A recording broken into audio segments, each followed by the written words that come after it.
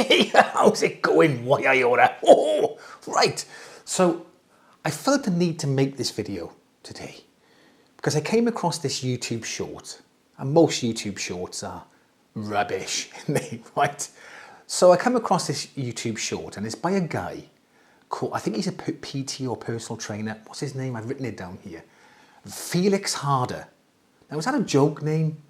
One of them names like Ivor Biggin or something? I don't know, right?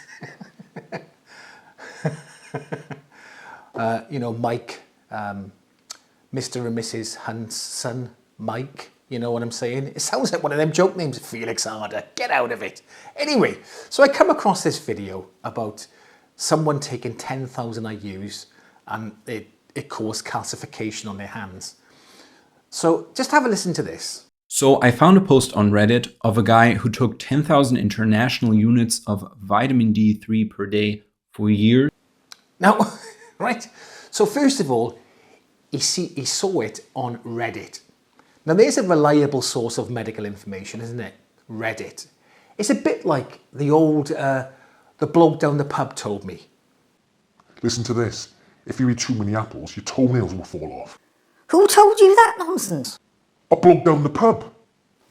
Oh, well in that case it must be true. Right, so Reddit, get out of it. Okay, anyway, so he read this post, it's 10,000 IUs caused all this damage and he was taking it for years. And then he shows a picture. Then got some seriously crazy side effects, and because of that, lost faith in vitamin D supplements and the supplement industry as a whole. This picture, okay, of these hands, right? Now, all you got to do is take a screenshot of that picture and reverse image search it, okay, which I did, okay, because I look at these posts and I'm like, no,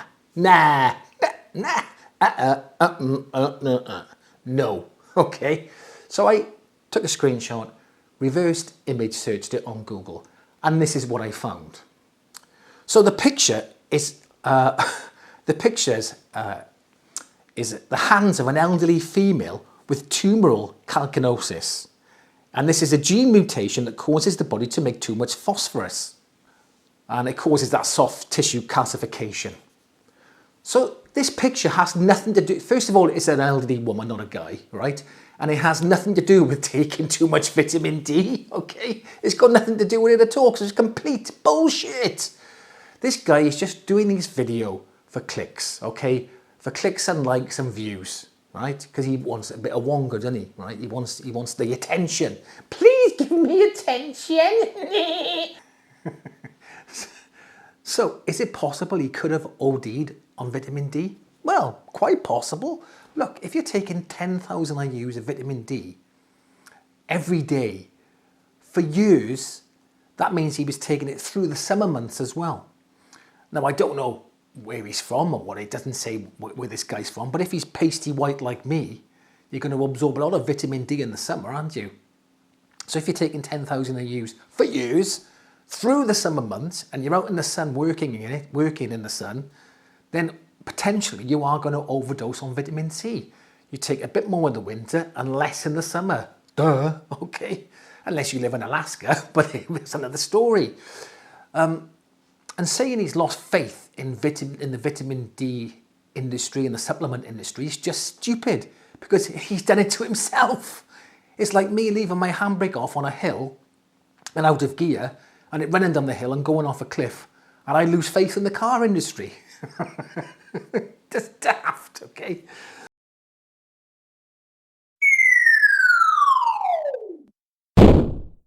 So what I thought I'd do is I'd do a little experiment on myself. So back in October, about the end of October, I started taking 10,000 IUs of vitamin D a day. Just to see what would happen. So I've been taking 10,000 IUs of vitamin D for about 4 months now, maybe 5, getting on for 5 months, just to see what would happen.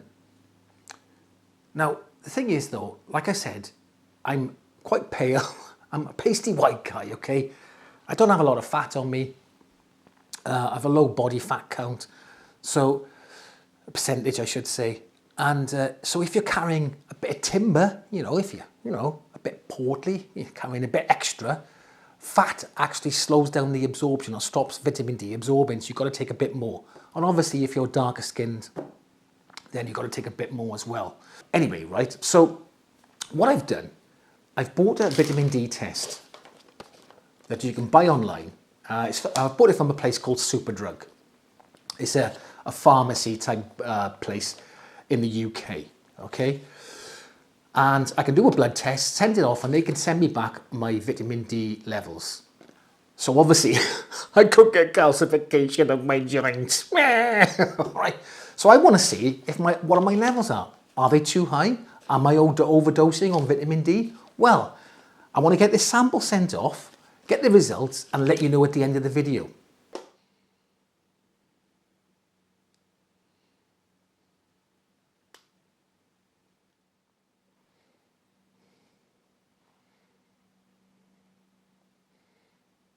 Right, so I've had my results back. Woohoo!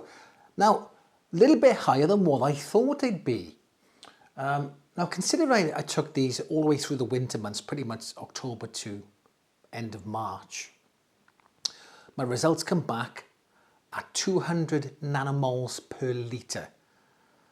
Now, and it says I'm a little bit high. I should consider reducing, if I'm taking vitamin D, I should consider reducing it a little bit. So maybe 10,000 IUs is a bit too much for me. Now, if I continue taking this into the spring and the summer months, then potentially I could start getting it into the dangerous ranges, right? But no, I'm not that stupid. I just reduce it. I'm going to, even if I hadn't had the blood test, I would have now, around about April time, started reducing my amount of vitamin D supplementation I'm taking down to about 4,000.